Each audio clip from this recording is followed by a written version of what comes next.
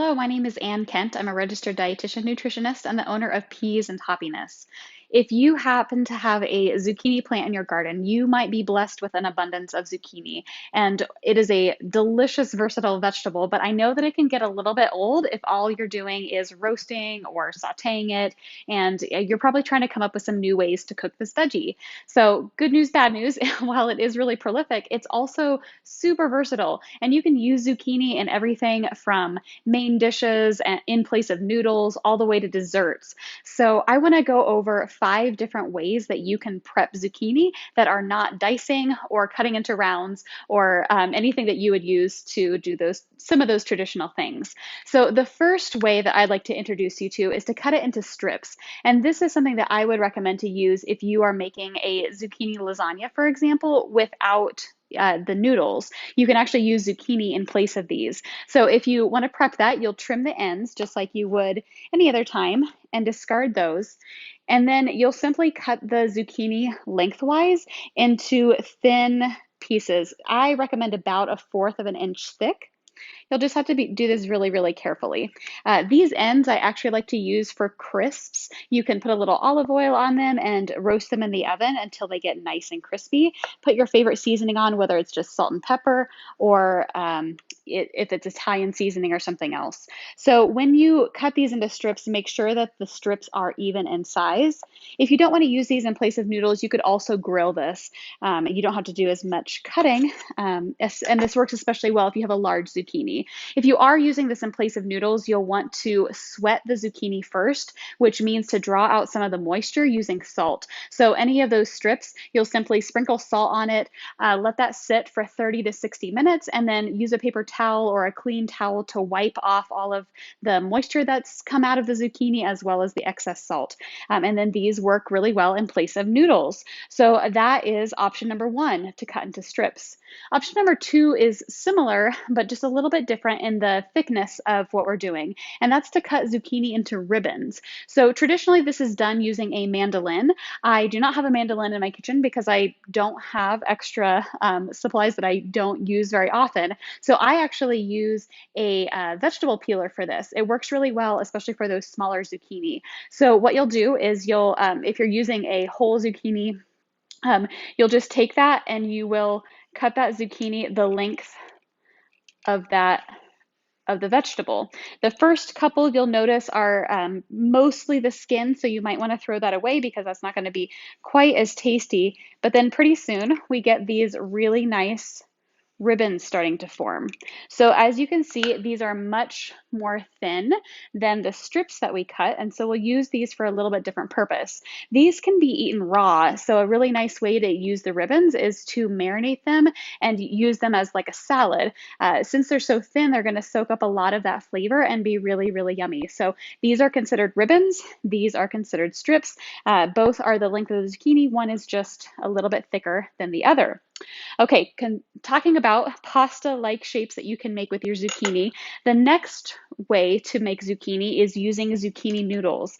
Now, this has become a more popular option lately with the low-carb fads that are around now, so you may have already tried this, but spiralizers are not too expensive. You can get a handheld one off Amazon for $5 or $10, and it works really, really well. Now, if you're going to be spiralizing vegetables all the time, I might recommend to get one that's not a manual, that actually has a motor so that you're not hand spiralizing all of your vegetables because it can get tiring after a while.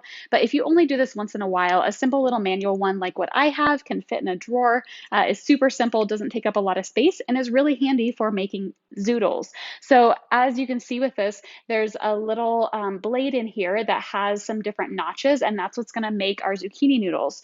So to prep this, I've trimmed the ends of the zucchini, and now literally we're just going to turn the zucchini here, and that's going to create our zoodles. I will say that this is one of those contraptions that's very difficult to reproduce. So unless you have a zoodle maker or spiralizer, it's going to be difficult to make noodles. But as you can see, they come out very similar to noodles. I recommend to use these in really flavorful dishes. So because zucchini is a pretty mild, pretty bland vegetable, it lends itself well to a lot of different cuisines, but also it's going to work best in a very um, in a dish that has a lot of different flavors, has a lot going on, so that it's not bland and boring. I have a recipe on the Peas and Hoppy Meal Guides for Parmesan crusted zoodles, and that's one of my favorite ways to make these. The texture works really well. As always, remember that this is not the same as pasta. So if you're expecting that pasta texture, it's not going to be the same. These are a little bit more crunchy. If you want to use them in place of pasta, you certainly can. You can either eat them raw, you can add them raw to a hot soup like ramen. You can actually use these in place of those noodles, or you can boil those zoodles just for a few minutes. It doesn't take very long, and then put pasta sauce over them, and that's another really fun way to eat zoodles. So option number 4 is to make zucchini boats. I recommend to do this with those zucchini that get a little bit too big in your garden. Most of the zucchini that you find in the grocery store are not going to be large enough for boats, but this works really, really well if you do have a garden or know somebody with a garden and one of those veggies accidentally grows overnight. So to do this, you're going to trim the ends again, and then we're going to cut the zucchini in half lengthwise. And that's going to allow us to see the seeds on the inside. Now, since this is still a fairly young zucchini, I don't have very big seeds, but you can see that seeds are starting to form here. Now, with a very large zucchini, you'll actually want to cut out this middle part. You can do this with a knife, you can do it with a paring knife, or you can do this with a spoon and scoop out that middle part.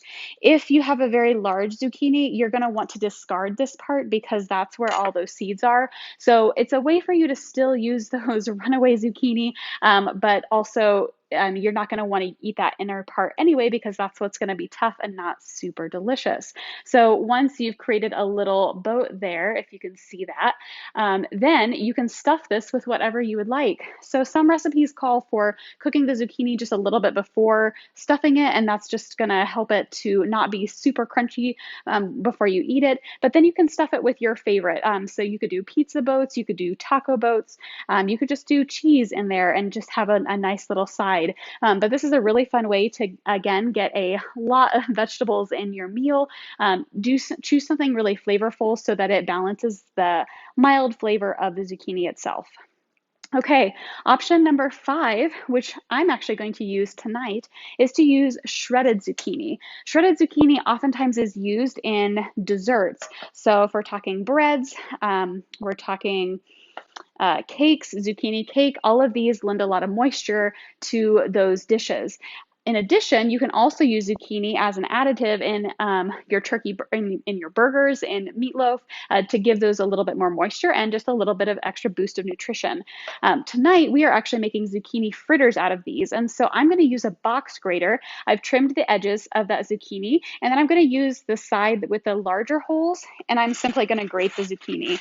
And this is going to create really nice small shreds. That's going to work really well to make my zucchini fritters, sometimes called zucchini pancakes. They're similar to like a potato latke, but now we just have these lovely shreds that we can use in a lot of different options. You could also put these in egg muffins. I like to use these if I'm making some breakfast for the week, and that just again gives us a nice other option with lots of veggies, but they don't take a lot of time to cook because they're in such small pieces. So make sure to, if you are adding this to a recipe that has not been tested with zucchini, you may need to adjust the amount of moisture because the zucchini does have a lot of water in it. So be aware of that as you are playing around with some of those. So those are my 5 recommendations for unique ways to eat zucchini. If you have any recommendations for how you are using all of your summertime produce, I would love it if you dropped a comment and let me know. So again, the 5 are number 1, strips, number 2, ribbon, number 3, spiralized, number 4, zucchini boats, and number 5, shredded zucchini.